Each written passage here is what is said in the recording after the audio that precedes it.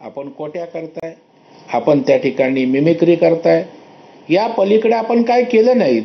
भावनिक वातावरण करून काही एखादं वातावरण तयार करता येतंय का?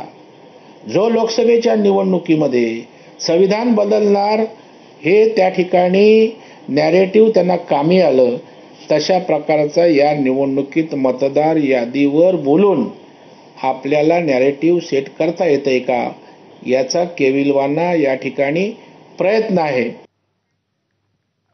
बाळा नांदगावकर हे आज तब्बल 24 वर्षांनी सेना भवनामध्ये गेले. विरोधी पक्षांची पत्रकार परिषद होती आणि याचसाठी बाळा नांदगावकर हे सेना भवनामध्ये पोहोचले. यावेळेला त्यांनी सेना भवनाच्या पायऱ्यांना नमस्कार केला. इतक्या वर्षांनी सेना भवनामध्ये गेल्याच्या नंतर बाळासाहेबांच्या आठवणींनी बाळा नांदगावकर हे भावुक झाले.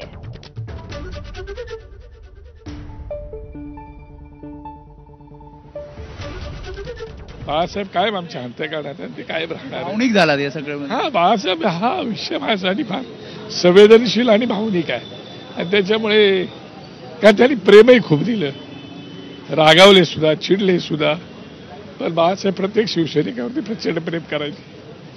दोन भाऊ एकत्र आले त्या दिवशी मी आता पण बघितलं या दीपोत्सवाला सुद्धा तुम्ही तुमच्या भावना तेव्हा पण दाटून आल्या होत्या की दोन भाऊ तुम्ही गुच्छ देत. हो हो, नाही त्यावेळेला तर दोन भावांनी मिळून मला एक गुच्छ दिला.